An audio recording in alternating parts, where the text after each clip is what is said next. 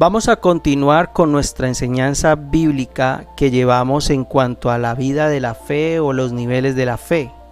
Estamos llevando un estudio maravilloso en el cual nosotros estamos encontrando unas verdades que en ningún otro lugar nos van a decir tan claramente como lo estamos descubriendo aquí. Y no porque sea de este ministerio, sino porque es la palabra de Cristo la que nos está guiando a estas verdades. Aquí no soy yo, no es Carlos Rummenigge el que está poniendo su propia doctrina, no. Esto es un tema que está bíblicamente hecho, bíblicamente organizado, como decía el evangelista Lucas, como era la manera de hacer las cosas cuando él escribió el libro de Hechos y el libro de Lucas. Cuando él lo escribió, él por lo menos en Hechos, en Lucas, por lo menos si nosotros vemos el capítulo 1 del evangelista Lucas, cuando él comienza diciendo que en el versículo 1, capítulo 1, versículo 3, dice: me ha parecido también a mí, o sea, a Lucas, después de haber investigado con diligencia todas las cosas desde su origen, escribírtelas por orden. Oh excelentísimo Teófilo, ahí él muestra a quién le está escribiendo. Le está escribiendo este libro del Evangelio según San Lucas, está escribiéndoselo a un hombre llamado Teófilo. ¿Para qué? Versículo 4, para que conozcas bien la verdad de las cosas en las cuales has sido instruido. Aquí me llama la atención algo y por eso hacemos este estudio maravilloso de las Escrituras, al darnos cuenta de que dice escribírtelas por orden. Cuando uno hace un estudio bíblico, uno debe llevar un orden, una secuencia, unos puntos a tratar, y no solamente es estudiarlo por estudiarlo, sino que hay que llevar una secuencia, un orden, para poder organizarlo de tal manera que podamos ir al origen del estudio. Entonces no vamos a estar por las ramas, ni vamos a estar corriendo, sino que cuando uno estudia las Escrituras, uno lo que hace es estudiarlas con un propósito. ¿Y cuál es ese propósito? Que Dios mismo sea el que nos esté guiando, nos esté hablando, nos esté ministrando, y no que sea un hombre allí inventándose cosas y que soñó y que vio y que las sandalias del Señor y que vi el ángel de Jehová y que no sé qué y soñé, cuando eso ni siquiera ha sido un sueño real, sino que de pronto fue que se comió unos frijoles trasnochados, siempre digo eso, y terminó teniendo pues algún sueño alucinando cosas.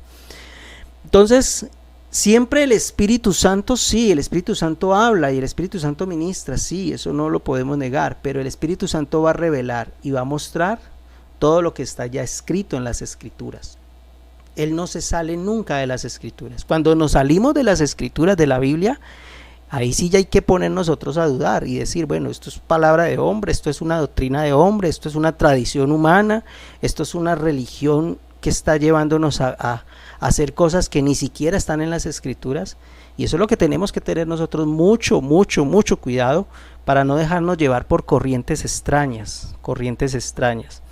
Siempre lo que veamos y lo que leamos, y por eso yo siempre les doy las citas bíblicas a ustedes para que ustedes las tengan, y ojalá tengan papel, lápiz, cuaderno y las gafas, ¿no? Las gafas para que puedan ver lo que están escribiendo y lo que están leyendo, y comprobar por las Escrituras que lo que se está enseñando es así. En este tema de los niveles de la fe o de la vida de la fe, ya hemos entrado al primer nivel de la fe, que es el de la incredulidad, ¿no? La primera clase de fe es la incredulidad, que dice Hebreos 11:6, sin fe es imposible agradar a Dios.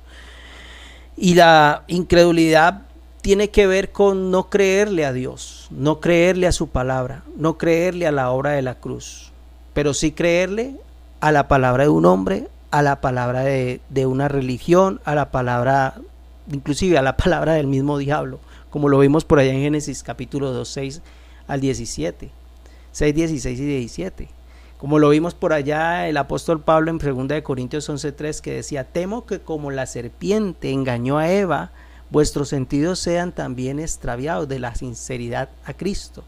O sea, el temor del apóstol Pablo era ese, que los creyentes del primer siglo se fueran a desviar de las escrituras, de la palabra de Cristo, por creerle más a la mentira que a la verdad. Romanos 3:4 dice: sea Dios veraz y todo hombre mentiroso. Entonces, la incredulidad parte de allí, y esta es la primera clase de fe, que no hemos salido de esa primera clase de fe, porque la incredulidad tiene unos resultados bien delicados, y esos resultados de la incredulidad ya hemos visto que cega el entendimiento, es decir, nos cega la mente, nos tiene tan ciegos que terminamos creyéndole a los símbolos, a los tipos, a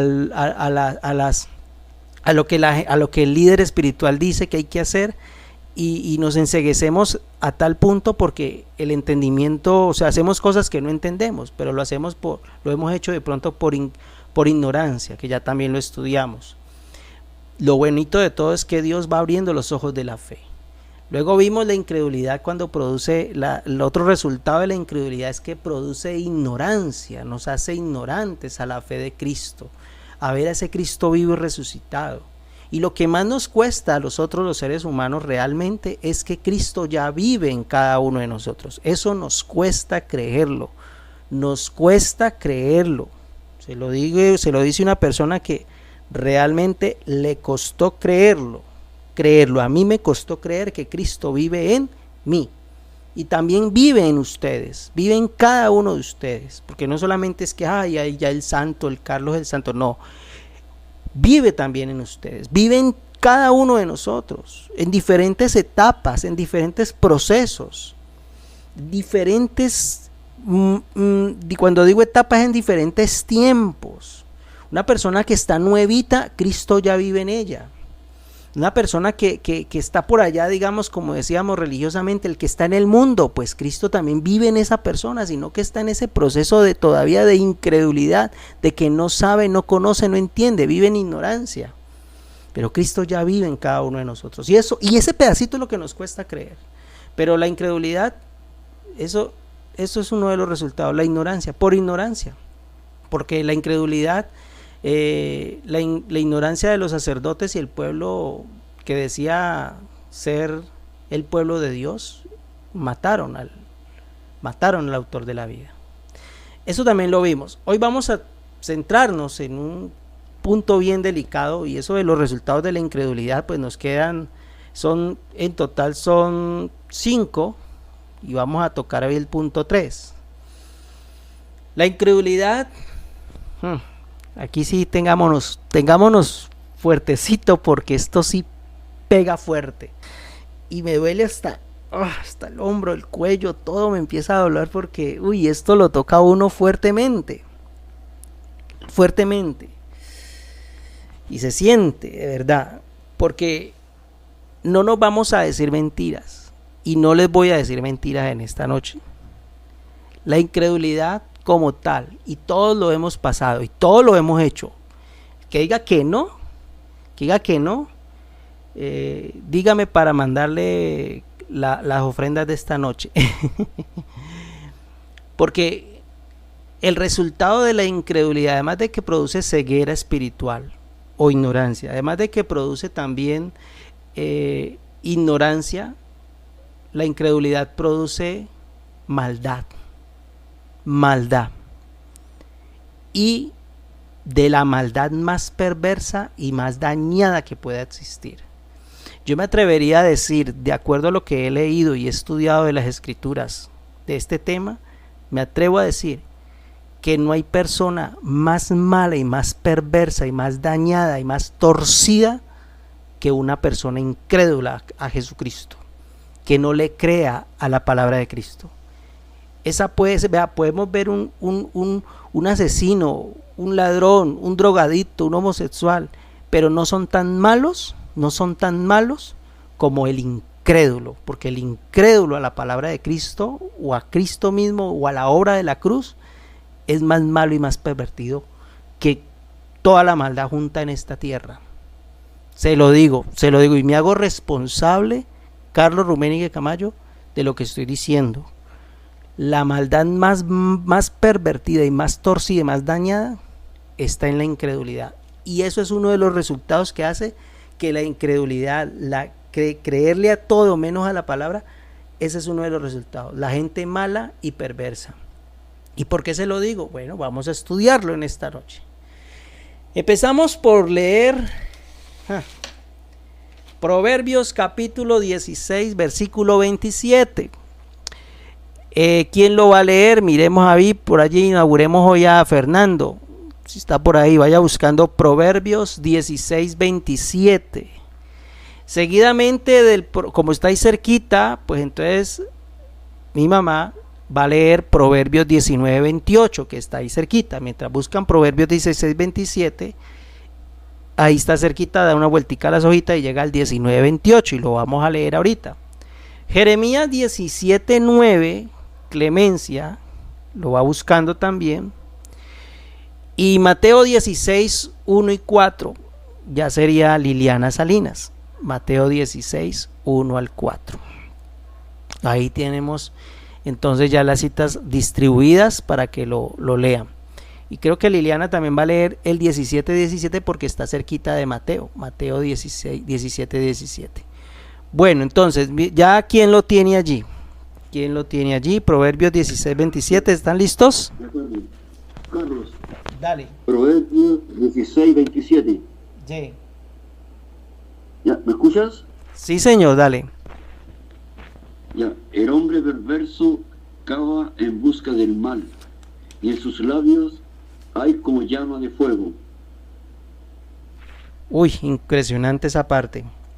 El ser humano busca siempre el mal por naturaleza. Busca, mire que el texto bíblico lo está diciendo, busca el mal, busca el mal. O sea que la maldad más grande del ser humano, como es la incredulidad, siempre está buscando llevarle la contraria a Dios. Sigamos con el otro Proverbios, que sería el 19, 28. Que ahí lo tiene, mi mamá lo puede leer por ahí. El testigo perverso se burlará del juicio, y la boca de los impíos cubrirá la iniquidad. Mire lo tremendo, no solamente la maldad como tal es, o sea, la incredulidad como maldad es también perversa, y ahí está diciendo que el ser humano se burla del juicio, o sea, pasa por encima de quien sea, no le importa, no le interesa, y se burla del juicio, y sobre todo de lo que Dios dice a través de su palabra, que hay de pronto en algún momento una palabra de juicio. Pero increíble, ¿verdad? La maldad más grande del ser humano es esa, la incredulidad. El ser humano busca siempre el mal, y el ser humano se burla del juicio, se burla de la verdad, se burla de lo real, se burla de lo que realmente es sagrado para Dios.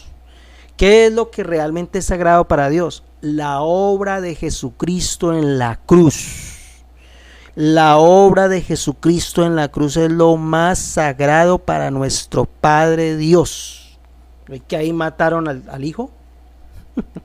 Ahí mataron al Hijo. Sigamos, otro texto bíblico, Jeremías 17, 9. ¿Quién lo tenía?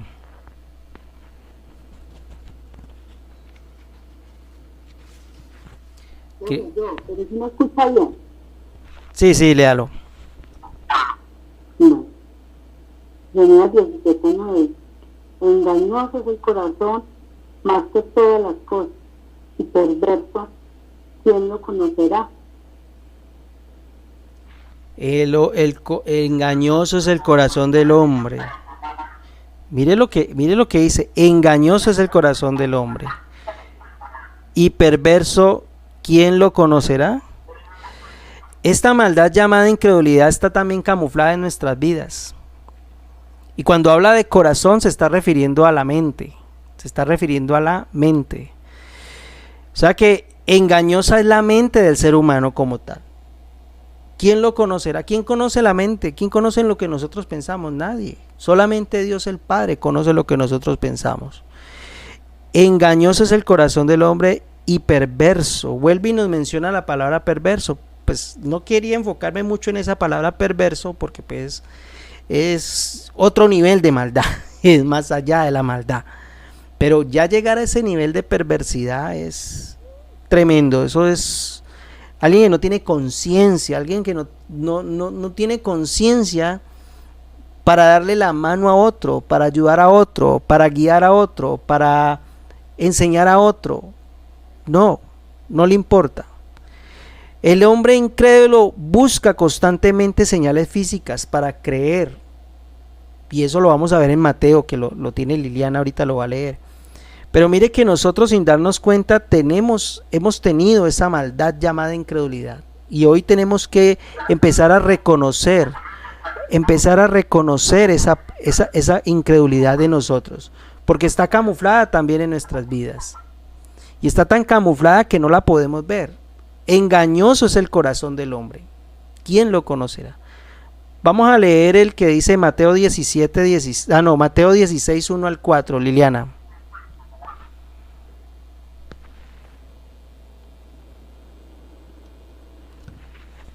Liliana. Mateo 16, 1, 4.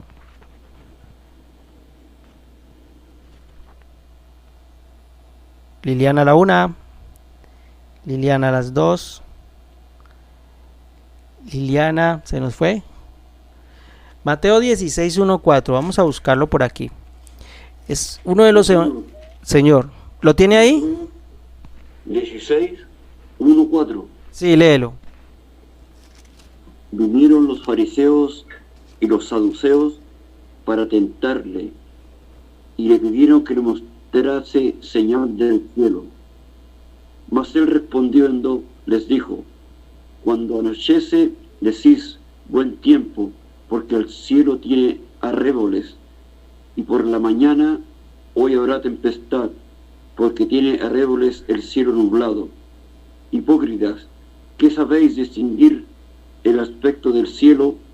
Mas las señales de los tiempos no podéis. La generación mala y adúltera demanda señal, pero señal no le será dada, sino la señal del profeta Jonás, y dejándolos se fue. Increíble esa parte. Es muy tremendo cómo el Señor Jesucristo les habla fuertemente a aquellas personas que, según eso, conociendo las Escrituras, conociendo la palabra de Dios, conociendo la Biblia, todo el Antiguo Testamento, no reconocieron que Jesucristo era el Señor, que Jesucristo era el Mesías. No lo reconocieron y demandan una señal. De ahí que les estaba diciendo ahorita, el hombre incrédulo busca constantemente señales físicas para creer. El incrédulo siempre anda buscando milagros, prodigios, señales, muelas calzadas. Abra la boca que Dios está calzando muelas. Dios está derramando escarcha en este momento. Haga lo que no podía hacer. Ay, bendito.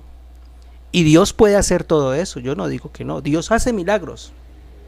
Pero Dios no necesita que hagamos un show para hacer el milagro. Dios hace el milagro donde quiere, cuando quiere y con quien quiere hacer el milagro. No necesita el show. Me pregunto siempre yo esto: ¿Jesucristo hacía show para hacer milagros? ¿Los apóstoles hacían el show para hacer milagros? ¿Ellos preparaban tremendas campañas evangelísticas para hacer milagros? No. Pedro en un momento se encontró en el pórtico de Salomón a un lisiado allí que no podía caminar en el pórtico de Salomón, y cuando lo ve y le dice: no tengo dinero ni plata, pero lo que tengo te doy en el nombre de Jesucristo, levántate y anda. ¿Necesito show? Espérese, paren todo, vamos a hacer un milagro, venga, reúnanse en todo, vamos a orar porque vamos a levantar a este paralítico en el nombre de Jesucristo. No. Los hipócritas religiosos de la época de Jesucristo pedían señales Y eso es una señal clara de la incredulidad en la obra de Cristo. Entonces el maldadoso, la maldadosa, que vive buscando señales y prodigios y milagros físicos y materiales, y sobre todo de prosperidad económica, es una persona mala y perversa. Es una persona mala y perversa. Oiga lo que estoy diciendo, es mala y perversa. Cuéntame. Profe, Jeremías 17:9, nueva traducción viviente. Mire lo que ¿Qué dice? el corazón humano es lo más engañoso que hay y extremadamente perverso. ¿Quién realmente sabe qué tan malo es? Imagínense, mire lo que dice esa versión. El corazón humano es malo y perverso. Malo y perverso. Y está malo y perverso que por eso vuelvo y digo acá lo que estamos mencionando. El hombre incrédulo, la mujer incrédulo busca constantemente señales físicas. Y fue tan tremendo eso que al Señor Jesucristo se enojó. En el 17 de Mateo 17, léalo y verá. Ahí lo tiene cerquita Fernando, si quiere lo lee. Mateo 17. ¿Qué dice allí? Respondiendo Jesús dijo: oh generación incrédula y perversa, ¿hasta cuándo he de estar con vosotros? ¿Hasta cuándo os es de soportar? Traédmelo acá. Ah, bueno, pero el 16, mire lo que dice en el contexto. 16. Sí, el versículo 16, arribita. Y lo he traído a tus discípulos, pero no le han podido sanar. Y ahí es donde él responde: oh generación incrédula y perversa. Los mismos discípulos incrédulos. teniendo al maestro que ya les había dicho cómo hacer el milagro o qué tenían que hacer. Y los mismos discípulos también vivieron esa incredulidad. En los discípulos se vio la incredulidad también. Oh, y el Señor, ¿cómo les llama? Generación incrédula y perversa. Resultado número 3 de la incredulidad: hace que la gente sea mala y que sea perversa. Pero Pedro estaba aquí como uno de los discípulos, ¿no? En ese grupito de incrédulos, cuando él les dijo eso. Pero mire lo que dice ya en Hechos 2:40, ya un Pedro ya diferente, ya un Pedro, Hechos 2:40, vayamos allá al libro de Hechos. Ya un Pedro más, un Pedro ya lleno del poder de Dios y del Espíritu Santo, ya un Pedro entendido, se levanta a dar un discurso fuerte, donde se convirtieron un poco de gente, y se convirtieron más de 3,000, y en el 2:40, este mismo Pedro ya dice, dice el 2:40, y con otras muchas palabras testificaba y les exhortaba diciendo, ¿qué les decía Pedro? Sed salvos de esta perversa generación. Después de haber dado el primer discurso a muchas personas, Pedro, dando ya testimonio de Jesucristo como Señor y como Rey, Pedro después entendió lo perverso y lo malo que es la incredulidad. Él mismo ya declara y dice que él les predicaba y dice: sed salvos de esta perversa generación.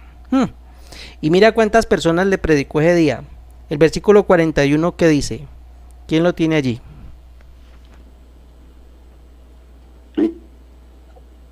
El 41. Sí. Así que los que recibieron su palabra fueron bautizados, y se añadieron aquel día como 3,000 personas. Y el 42, que es bonito y poderoso. Y perseveraban en la doctrina de los apóstoles, en la comunión unos con otros, en el partimiento del pan y en las oraciones. Qué bonito, esa era la iglesia primitiva, era como estaba empezando la iglesia como tal. Dice que perseveran en la doctrina de los apóstoles. ¿Y cuál era la doctrina de los apóstoles? Lo que Jesucristo les había enseñado. Ahí no dice la doctrina de la denominación XY, ahí no dice la doctrina de la denominación Patojito, no, ahí dice la doctrina de los apóstoles, que básicamente es lo que estamos nosotros también intentando hacer cada día, ¿no? de seguir la doctrina de los apóstoles, de los padres de la iglesia como tal, que como padres de la iglesia son los 12 apóstoles del Señor Jesucristo, porque fueron los que tomaron el legado directamente del Señor Jesucristo. Entonces, eso tenemos que irlo observando y analizando es por las escrituras, no que hay, que es que fulanito dijo, sutanito dijo, no. Hechos 3:14, allá adelantico voy a leerles ese, Hechos 3:14 al 17, dice, mas vosotros, dice aquí ya el Pedro en el pórtico de Salomón, que es lo que yo les mencionaba ahorita. Pedro ya, después de haberle dicho al paralítico que se levantara, dice, bueno, sí, aquí dice el versículo 14, dice, mas vosotros negasteis al santo y al justo, y pedisteis que se os diese un homicida, matasteis al autor de la vida, a quien Dios ha resucitado a los muertos, de lo cual nosotros somos testigos, y por la fe de su nombre, a este que vosotros veis y conocéis, le ha confirmado su nombre, y la fe que es por él ha dado a esta completa sanidad en presencia de todos vosotros, que fue el que sanó ahorita que les comentaba del paralítico ahí en el pórtico de Salomón. Entonces ahí está diciendo Pedro, diciendo claramente que la incredulidad mató al autor de la vida, la incredulidad mató al santo y al justo, que era ¿quién? Nuestro Señor Jesucristo. Es que es tremendo, mire, teniendo la Biblia, el Antiguo Testamento, el pueblo de Israel teniendo la Biblia, los líderes religiosos de la época, teniendo claro más de 300 profecías que anuncian el Mesías, cómo iba a venir, dónde iba a nacer, en Belén Efrata, hasta lo dice también, cómo iba a entrar a Jerusalén, como un rey aclamado y en un pollino, y todo eso se cumplió, más de 300 profecías, y estos incrédulos no lo creyeron, más bien lo mataron, y pidieron a Barrabás, Entonces es impresionante esta parte que uno lo deja, mejor dicho, pensando mucho. Gálatas 1:7, mire la manera más descarada en el que se pervierte el evangelio. Y el apóstol Pablo lo declara fuertemente. Váyanse a Gálatas, porque ya cuando empezamos a tocar las cartas paulinas, ay Dios mío, esas cartas, cuando Pablo se ponía a escribir y Pablo empezaba inspirado por el Espíritu Santo a desenmascarar la incredulidad, era muy directo y muy fuerte. Gálatas capítulo 1:7, que de hecho de esto que vamos a leer hay otro estudio bíblico que tengo que se llama, que son 7, no, ya van 10 evangelios pervertidos. Eso vamos a ver si lo hacemos más adelante, después de este estudio podría ser, pero son tremendo eso. Dice, no que haya otro, sino que hay algunos que os perturban y quieren pervertir el evangelio de Cristo. ¿Sí ve? El versículo 6 para que lo entendamos. Estoy maravillado, es Pablo, el apóstol Pablo escribiéndole a los Gálatas. Estoy maravillado de que tan pronto os hayáis alejado del que os llamó por la gracia de Cristo para seguir un evangelio diferente. Mire, es que esto no es nuevo, de que haya tanta gente rara hablando cosas raras con la Biblia. No es raro, no es de ahora, eso viene desde allá, mire, desde el siglo I. Desde el siglo I se viene hablando de un evangelio diferente. Y Pablo les dice que son evangelios pervertidos, es decir, dañados, es decir, torcidos, es decir, incrédulos a la hora de la cruz. Porque van a hablar de todo menos de la obra de la cruz. No que haya otro, sino que hay algunos que os perturban y quieren pervertir el evangelio de Cristo. Quieren torcer el evangelio de Cristo. Entonces la manera más descarada en el que se pervierte el evangelio es cuando se vuelve al simbolismo, se vuelve a rituales antiguos, a querer hacer tabernáculos, a querer levantar un candelabro de bronce, al querer levantar ¿cómo se llama? Un cofre llamado ya se me fue el nombre, el cofre este que ya llevaba el arca, crear un arca disque de icopor. ¿Ah? ¡Qué grosería! Eso es una grosería, hacer un arca de icopor. ¿Ah? Para decir que es la representación del arca del pacto. Cojan oficio, hombre, cojan oficio. ¿Por qué los digo? Porque eso es una grosería decir eso, de hacer eso, cuando ese arca era hecho en oro. Eso era hecho en oro. Entonces, por eso es una manera de pervertir el evangelio. ¿Qué iba a decir por acá? Dime. Profe, de la nueva traducción viviente, mire lo que dice. Estoy horrorizado en el versículo 6, dice: estoy horrorizado de que ustedes estén apartándose en tan pronto de Dios, quien los llamó a sí mismo por medio de la amorosa misericordia de Cristo. Están siguiendo un evangelio diferente que aparenta ser la buena noticia, pero no lo es en absoluto. Están siendo engañados por los que a propósito distorsionan la verdad acerca de Cristo. Bueno, más claro no canta un gallo, como dicen por ahí. ¿Sí ve? Es clara evidencia de la Escritura que nos está manifestando a nosotros que seguir un evangelio diferente tiene que ver con volverse a símbolos, a tener, sí, es que no le encuentro otro nombre, símbolos, tipos, sombras, figuras sería el nombre, y tener una figura allí como darle el poder a una figura, un símbolo allí, una especie de imagen allí pegada, plasmada, representando entre comillas a Dios o a Jesús. Eso no tiene presentación. Eso es una manera de pervertir el evangelio, y es una manera descarada de decir: yo le creo más a este símbolo que a lo que Jesucristo hizo en la cruz.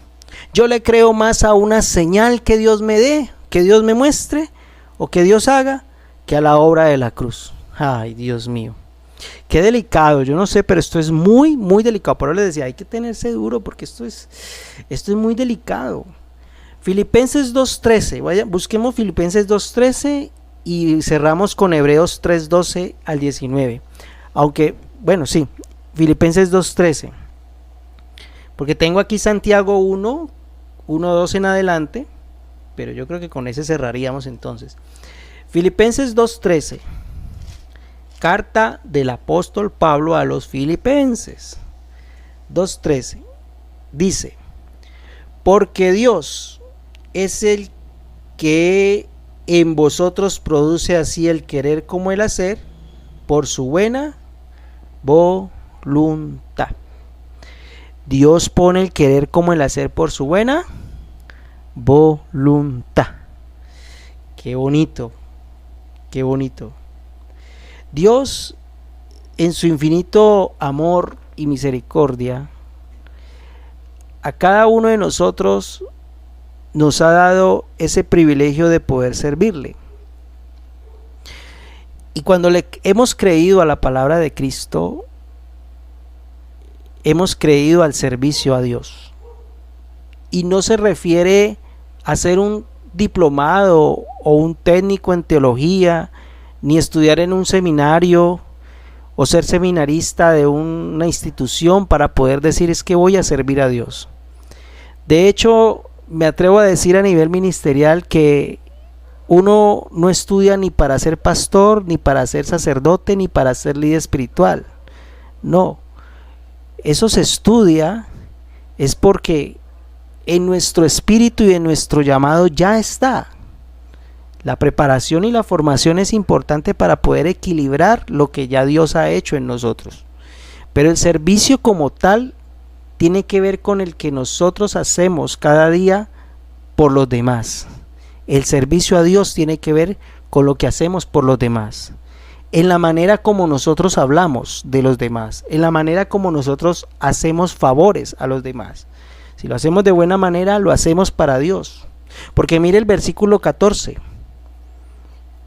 Dice, haced todo sin murmuraciones y contiendas, para que seáis irreprensibles y sencillos, hijos de Dios, sin mancha en medio de una generación, ¿qué?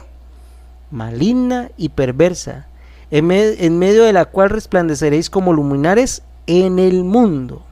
Oh, ¿sí ve cómo hace que marquemos la diferencia de alguna manera?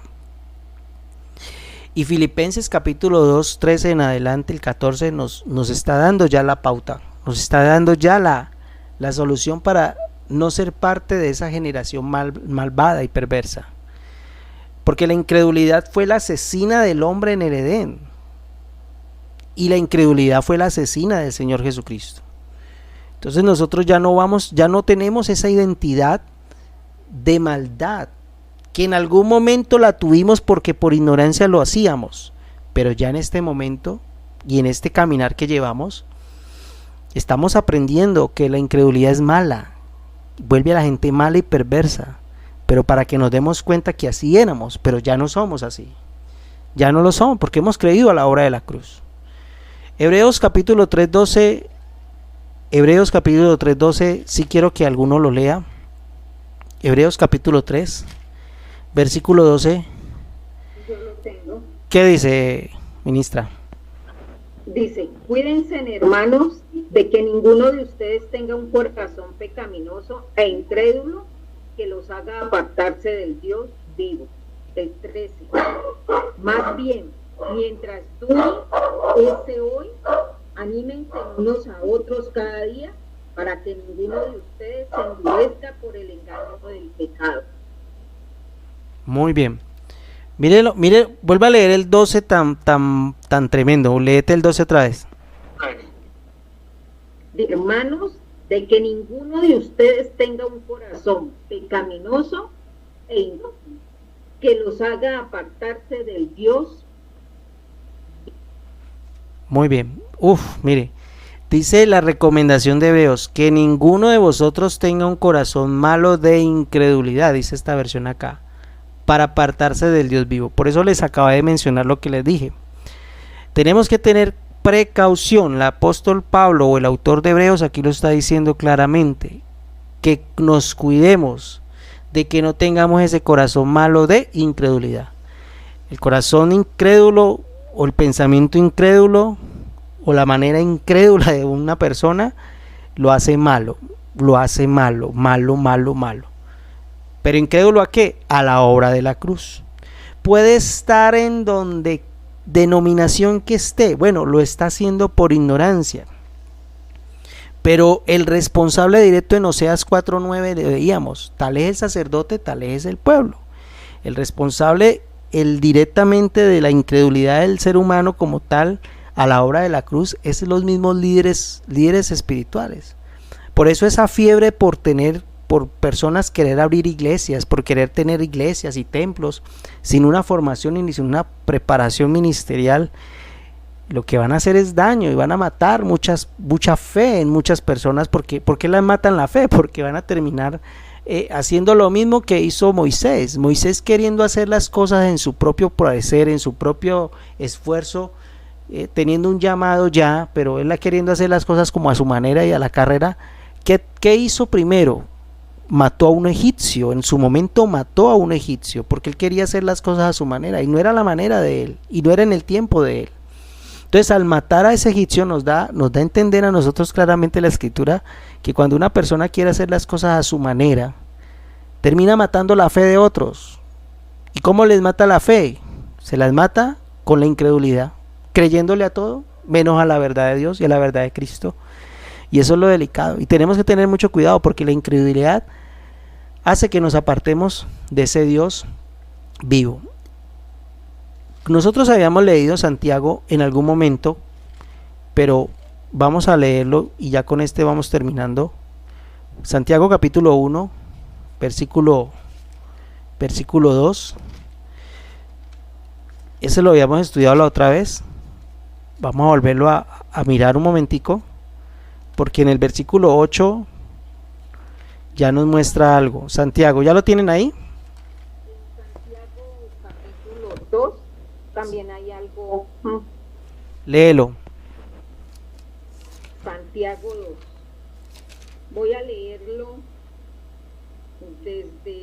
está desde el 14, ¿no? Santiago 2, pero lo voy a leer desde el 14. Hermanos míos, ¿de qué le sirve a uno alegar que tiene fe si no tiene obras? ¿Acaso podrá salvarlo esa fe? Supongamos que un hermano o una hermana no tiene con qué vestirse y carece de alimento diario, y uno de ustedes le dice que les vaya bien, abríguense y coman hasta saciarse, pero no les dan lo necesario para el cuerpo. ¿De qué sirve eso? Así también la fe por sí sola, si no tiene obras, está muerta. Sin embargo, alguien dirá, tú tienes fe y yo tengo obras. Pues bien, muéstrame tu fe sin las obras y yo te mostraré la fe por mis obras. ¿Tú crees que hay un solo Dios? Magnífico. También los demonios lo creen y tiemblan.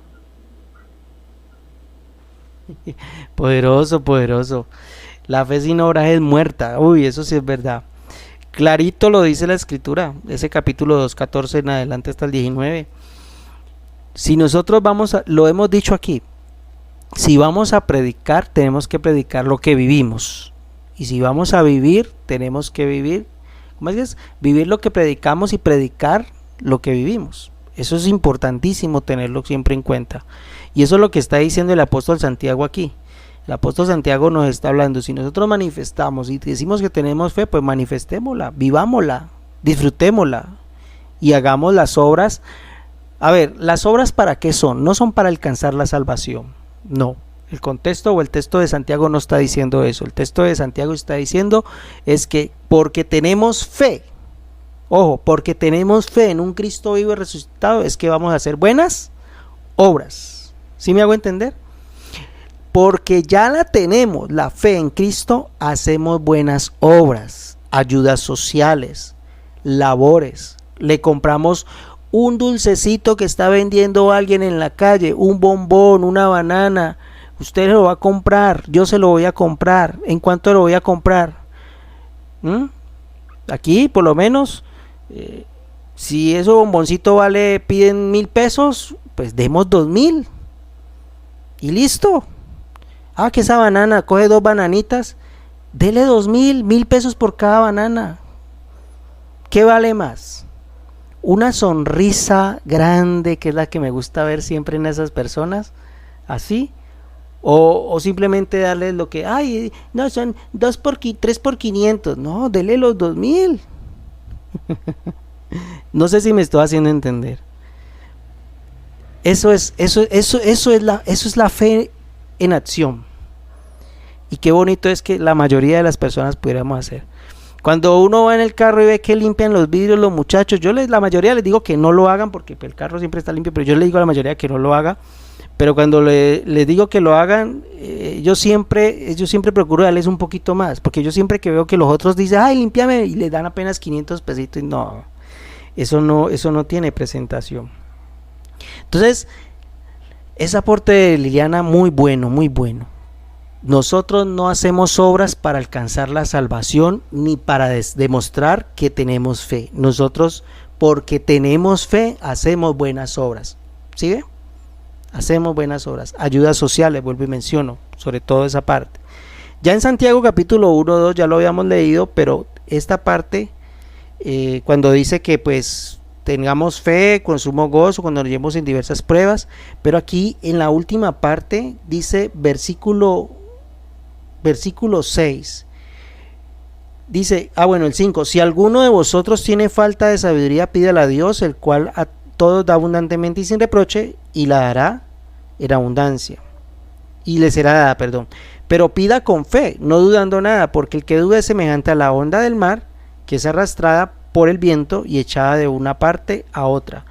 No piense pues quien tal haga que recibirá cosa alguna del Señor. El hombre de doble ánimo es inconstante en todos sus caminos, todos sus caminos. Una de las cosas que hace que se desenmascare la incredulidad en el ser humano es en el momento del examen o de la prueba, y en la inconstancia que tiene esa persona en alguna cosa que esté haciendo, en lo que haga. Si es inconstante, es una persona que de alguna manera está siendo incrédula, y esa es y eso es lo que lo desenmascara. Entonces, en el momento de la prueba, en el momento del examen, es donde nosotros realmente nos damos cuenta si hemos creído o no hemos creído. Ay, bendito, que el Señor nos ayude mucho, porque la mayoría de las veces nosotros decimos creer, pero llega el momento de la prueba y uno como que tambalea. Y tambalea tanto cuando empieza uno a ver cosas en la parte social complicada y difícil, en la parte social, en la parte que lo rodea a uno, y empieza a poner los miradas en lo que está alrededor de uno, y nosotros no estamos para mirar lo que está aquí alrededor en la tierra. Nosotros estamos para poner la mirada en las cosas de arriba, no en las de la tierra. Porque cuando vemos desde arriba, vemos el panorama ya completo. Pero cuando vemos desde abajo, vemos el panorama incompleto, y por eso nos angustiamos y nos preocupamos. Todo está bajo control cuando miramos desde arriba. Las águilas ven todo desde arriba y ven un panorama tranquilo. Las gallinas desde abajo se ponen a llorar y a chillar porque cacarean, porque saben que la van a tirar al asadero.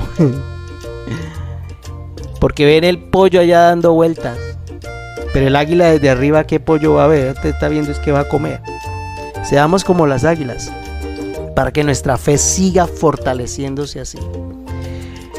Y oremos por nuestros gobernantes, oremos por nuestros líderes y los que están en eminencia, y que Dios siga tomando el control de todo. Todos estamos guardados, protegidos en Cristo Jesús, Señor nuestro. Damos gracias a Cristo por esta enseñanza. Padre, te damos gracias por tu palabra, porque nos has dado la sabiduría para entenderla. Ayúdanos a corregir, Señor, lo que tengamos que corregir, Señor, y que ese corazón malo y pervertido, Señor, lo eliminemos en esta noche, Señor, sea eliminado. Todo lo que nos digan alrededor de nosotros, de cómo esté la situación a nuestro alrededor, de cómo estén las cosas a nuestro alrededor, Señor, no que las ignoremos, Señor, sino que antes estamos más fortalecidos creyendo de que tú estás tomando el control, y que todo lo que pasa, Señor, es necesario para que tu reino se manifieste, Señor, para que tu reino se manifieste, y para que lo que tenga que desenmascararse se desenmascare en cualquier momento, Señor, para que podamos tener esa tranquilidad, Señor. Danos esa sabiduría, esa inteligencia de poder responder, Señor, a aquellos que nos ven y a aquellos que quieren vernos caer, pero que estamos fortalecidos en Cristo Jesús. Gracias, Padre, porque nos llevas de victoria en victoria y de gloria en gloria. Y, Señor, ayúdanos a evitar ese corazón de incredulidad.